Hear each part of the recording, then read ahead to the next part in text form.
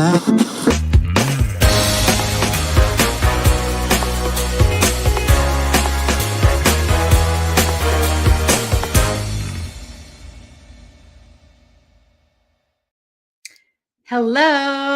and welcome to Coffee with Kathleen. Look at today's edition, my brand new Yelp mug. For those of you that just have been hiding under a different rock than the one that I'm under, RepairPal was acquired by Yelp. Now we are a wholly owned subsidiary of Yelp Inc. And so actually, I'm going to talk about that today. But before I talk about that, a few just things. First of all, it's 2025. What? Okay, I can't even believe it.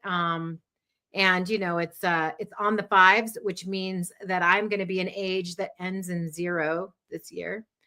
So which is a little scary to think about. Yes, I will be 50 years old at the middle of this year. Lots of other amazing things are probably going to happen in 2025. And maybe some things we don't like as much too. But speaking about things that are going to happen in 2025, I'm going to revisit what happened in 2024, like I said, in just a minute. But first things first, it's January. And so what are we up to?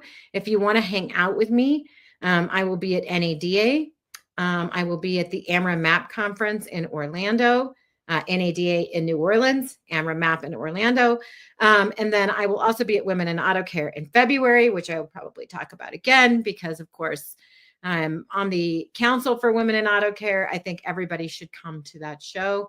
It is absolutely a warm, lovely, inclusive place where you can learn all kinds of great stuff about the automotive industry. And that's happening in Atlanta in February. But registration is open now.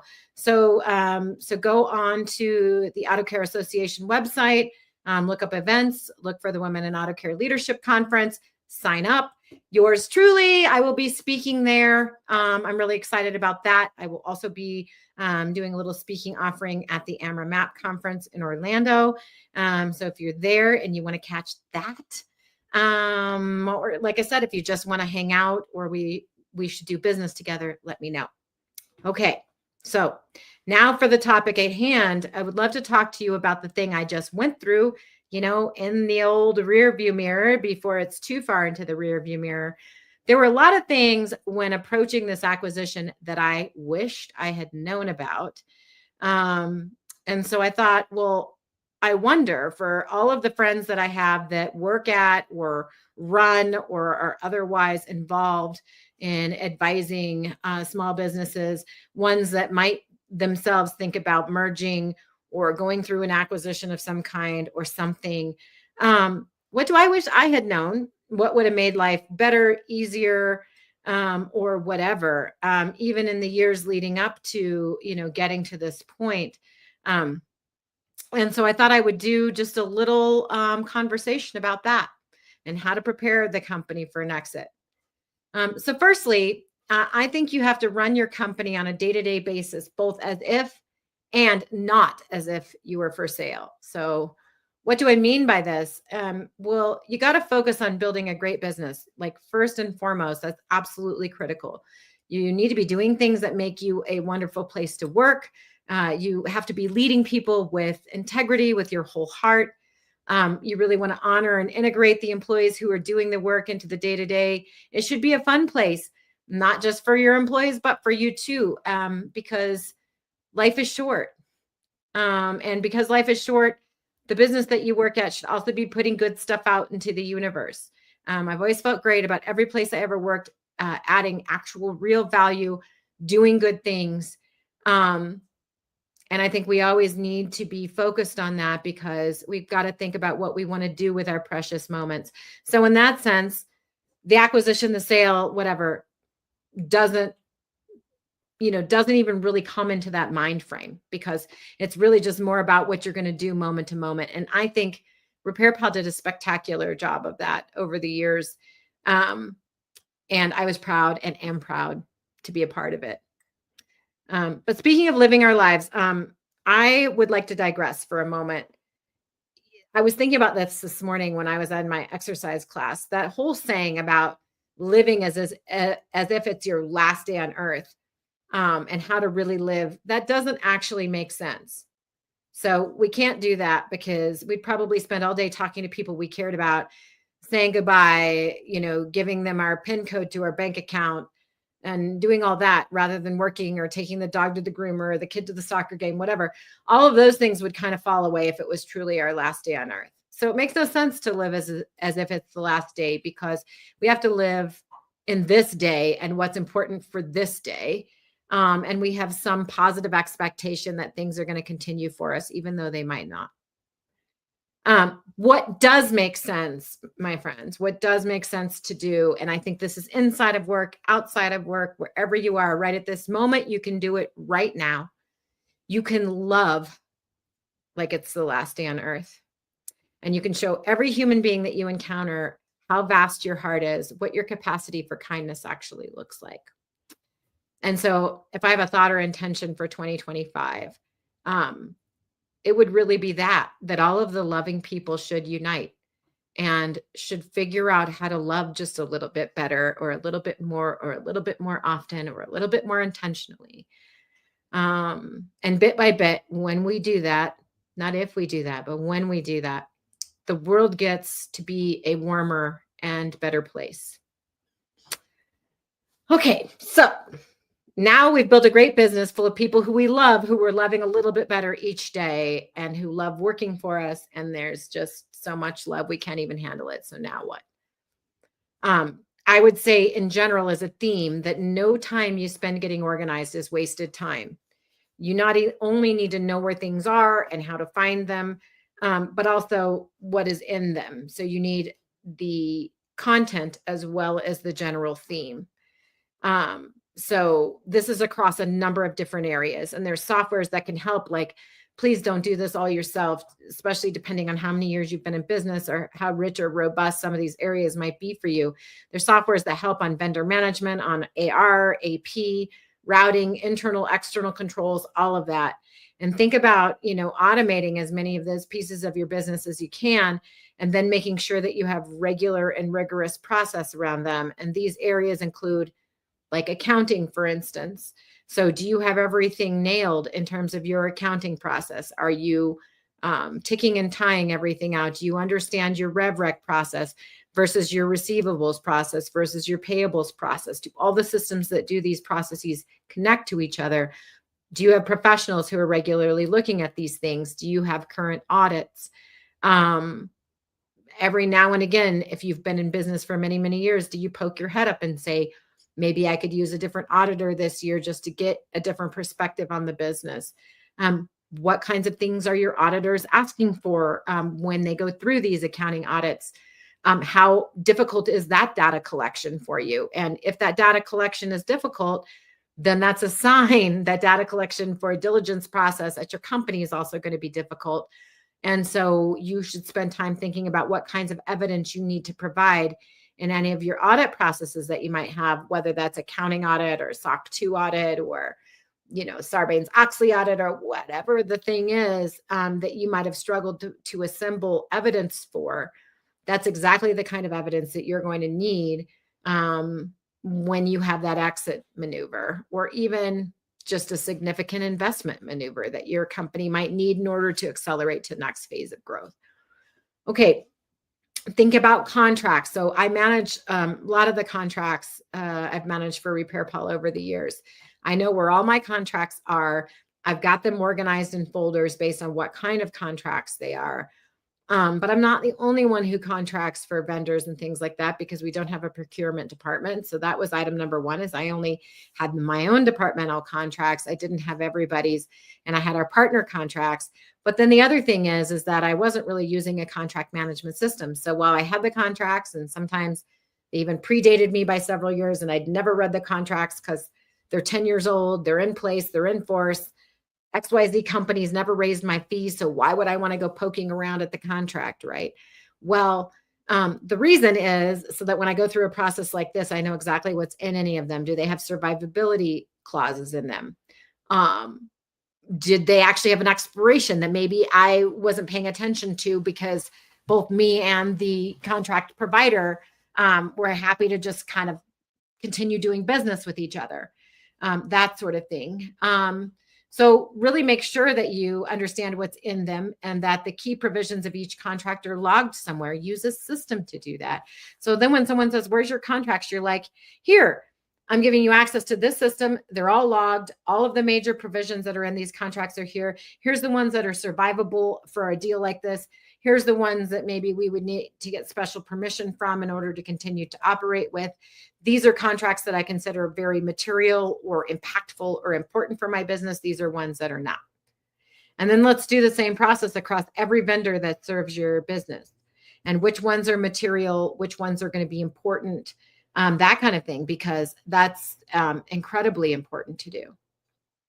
And then now let's talk about security, internal and external security. So like RepairPal is virtual. So we didn't have as much of this going on. That's fine. But, you know, there are many companies that still do have a physical location. So what does that look like? Do you have document destruction processes that make sense? Do you have document retention policies that make sense? Are you all paperless? And if so, what does that look like? Have you documented these things? And speaking of documentation, what other policies do you have that run your business? And are your employees aware of them? Have they all signed off on them? Do you have places where you're keeping repositories of signed policies or policy documents, signed employee documents? What things need to be actually documented as procedures? Do you have network diagrams for your tech stack? Do you have, you know, architecture diagrams for important systems, process flows for important processes? You know, if you're a software company, do you have processes around how code gets changed or important, you know, feature development? Is that well documented? How do you think about intellectual property coming out of any of these activities? Have you applied for patents? And if so, do you have all of that patent documentation? What trademarks do you have? Who is managing that? And what evidence do you have for your trademarks that you hold, patents that you hold? Have you ever had any challenges against your trademarks or patents?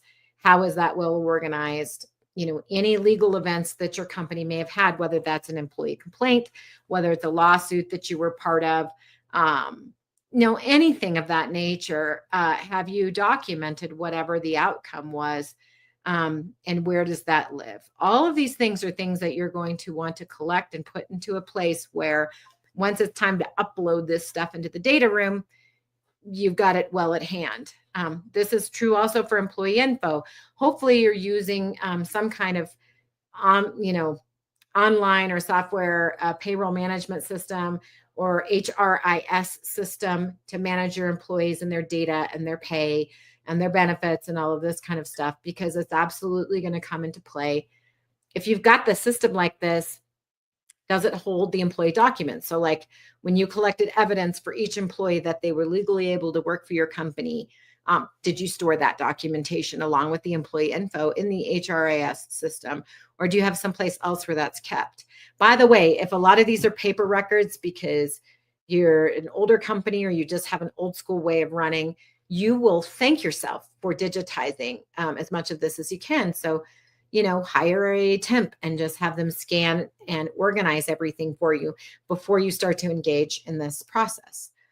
And then, of course, you know, if you're a company that's had investment and you've got a cap table, I think it goes without saying that your cap table needs to be organized. You need to understand when the shares came on the table, when they went off. Hopefully you're at the very least using software for that. My advice would be to actually use an outside firm to, you know, to manage and maintain that cap table for you so that you're positive that every single share of stock is accounted for. You know what's outstanding, you know what options are available to people, and you've got a plan around that. And then depending on how long you've been in business, you may also not, you know, have a lot of communication with very early investors or, you know, former employees who maybe have a small stake on your cap table and they're not in the regular flow of making decisions about your business and so on. Do all of those people represented on the cap table, do you have a great way of getting in touch with them? Do you have their email address, their current address, their phone number? How have you kept that information up to date year over year? When was the last time you refreshed it?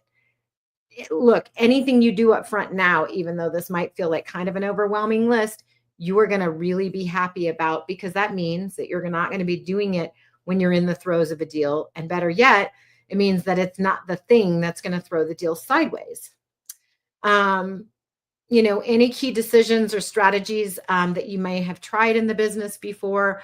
Obviously, if you ever had any subsidiaries or sister companies or whatever that either exist or don't exist anymore, that kind of thing, you'll want to document that. And you'll also want to have details around your key partners or customers, and really, really take a strong look at those key partner or customer terms and the contracts that surround those, and make sure that they're going to look favorable to an outside entity. Like, if you've got some customer, for example, that is 20% of your revenue for some reason, and that customer can cancel for convenience in 30 days, you've got a problem. Because any acquirer is going to look at that and say, ooh, there's a concentration risk here, and that's not good. And so you want to think about these contracts, and you want to think about any renegotiations that you might want to do ahead of putting yourself in a process, so that you look as valuable as possible by virtue of the fact that you understand who your key customers are, or your key partners, or revenue sources, whatever those might be, and that you really have a plan for making sure that those are maintained. And that plan has to be more than just offering great service or being friendly or whatever, that there's actually something contractual that obligates you or connects you to each other, so that you're married to these, right? As opposed to just dating them, for example. And then, look, no time that you spend getting alignment. And this is just true of running your business. And again, this is why I say running it like you're, looking for an exit, and not running it like you're looking for an exit. Alignment and collaboration, I think, is key to running a modern business, but making sure that you've really got your board of directors on board, your employees on board, and that you understand and have identified who your key people are going to be for any kind of transaction. And then, really looking across your business with a sort of critical eye and saying, what are you collectively good at, and where do you need help? Most small companies, right? Like, there just aren't enough people to do every kind of job. And so you lack certain kinds of resources or ability to have real controls, or the right thought partners, or the right outside in view in certain places. And so relationships are really important for that.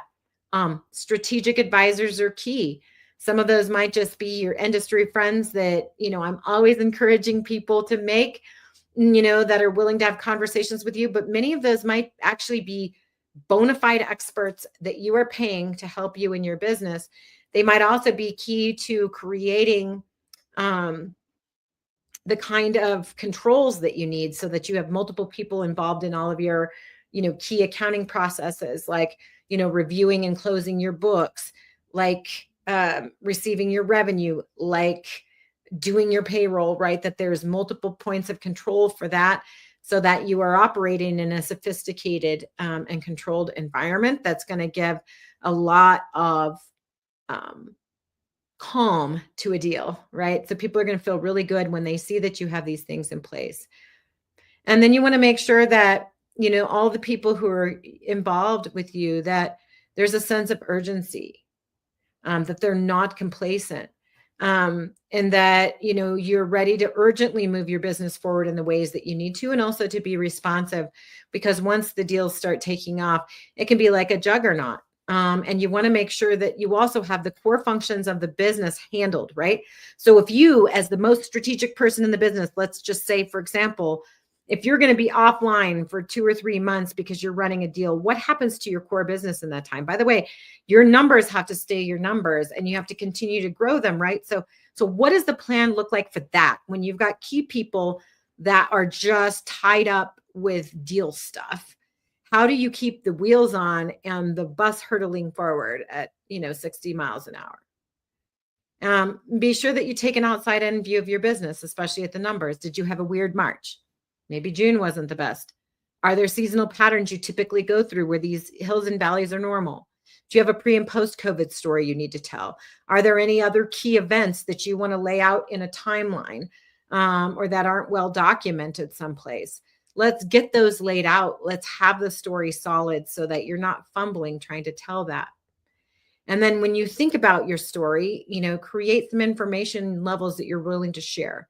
So you've got the interested party stage where you need a compelling story, a history that demonstrates your ability to hit your upcoming forecasts, and enough data to offer a background that shows your trajectory and likely outcomes. You need to understand what your synergies are. And that's where you're going to live with an interested party. But then once that interested party moves from interest to intent, obviously you're going to need to go a layer deeper and show some of the ugly stuff. Which, by the way, the ugly stuff isn't really that ugly. It's either a learning where you tried that, it didn't work, you moved on, or it's an opportunity where it's like, hey, acquirer, yeah, no, I don't do that very well, but you do that great. And so let's do that together. And you can frame them that way. But again, the story has to be there. The data has to be there. And you have to be able to tie those two things together. If that doesn't exist now, how can you get to that place where you've got that? So when you get into the process, it's just done data. Okay. And then when you get into actually, we're going to do a transaction together, whether that's a signing or a sign and close or closing, then, every little thing, every rock is going to get turned over. And so again, the more organized you can be, the more stuff you can have in the data room and all of that. So now instead of just sharing your 5 key contracts or whatever, you're sharing contract with every vendor in the business. Does that exist? Do you have that on file already? You're sharing about every employee, you're sharing, every single thing that's kind of happened based on this hit list of the acquirer or the merging entity or whatever, or the investor, right? You want to share all of that. And then, before you jump in, just really making sure, like I talked a little about who's running the business while you're doing this, but is your current management team the right one to represent you in the transaction? And what roles is each person going to play once the process is in full swing? What are the risks there? Do you have a gap on your current management team? Is this a place where, look, we've had great success with fractionals at RepairPal. We work with a company, for example, called Fractional CISO, and they give us some much needed, and still giving us. In fact, they're still on board with us. I'm so happy to work with them. But they give us, this really great expertise on the latest trends that are happening in cybersecurity and in general security practice, and are helping us to really elevate what we do in that area, which isn't the sexiest place for people to operate, but it's absolutely necessary to protect the business and to protect what we've built over these years, to protect our employees from, these kinds of attacks and all of that kind of stuff.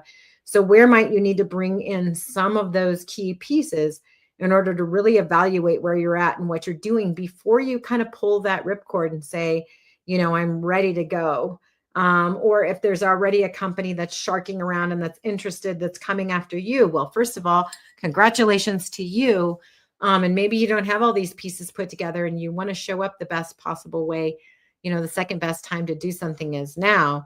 So start thinking about all of these things now, and trying to put things together and getting things into a system where it'll be easy for, your bankers, your accountants, whomever is assisting you in this transaction, which I recommend that you have both, if possible. And that they're really there to advise and assist you where they can grab that stuff and start to help you put that together. As leaders, we can never be all things to all people. As companies, we're going to have warts and muddy patches and stuff that we wish wouldn't have happened, but that hopefully is behind us, or stuff that's currently going on, challenges that we just haven't solved yet, because that's life. And that's what we're always in the middle of when something like this happens. But the more we can really work with that and address that and be organized around that, then the smoother this will go. And maybe, just maybe, if you get all of that right and you nail it, you'll be one of those companies where you go through a process like this and you actually get some sleep over the course of the next couple of months. That would be my hope for you, or my wish for you. And look, maybe that's so far off in the future that you think you don't need to worry about it now. But for any startup or anybody who's out there thinking about, or not thinking about the exit as the case may be, it is still really helpful to put these building blocks in place and to use them as you kind of move forward with your business so that it just becomes part of the habit of how you do business, as opposed to trying to rush and put years of stuff together in the matter of a few weeks. So look, I was very fortunate that, many of these things were well organized, and less fortunate that some of the things were not. And over the many years that RepairPal was in existence on its own, so pretty much like 15 years, which is a long period of time, there's a lot of accumulation of stuff that happens. And the regular housekeeping that cleans out the closets, so to speak, is really going to serve you well as you think about how to do this in your business. So with that, I am going to wish you the happiest and most prosperous 2025 that I possibly can. And I welcome anybody who's thinking about this, for their business, to reach out. Say hi to me. I'd be happy to talk more about my experience and to offer you any specific suggestions that might be helpful, including the names of some of our advisors in this transaction. We work with a really great banker who I interviewed on my last Coffee with Kathleen. It works over at TD Cowen. We worked with Fenwick on the legal side, Witham for accounting, and like I said, our fractional CISO firm. It's also been very helpful to us over the last couple of years. Happy to make referrals always. And again, wishing you the best. Thank you so much. Cheers.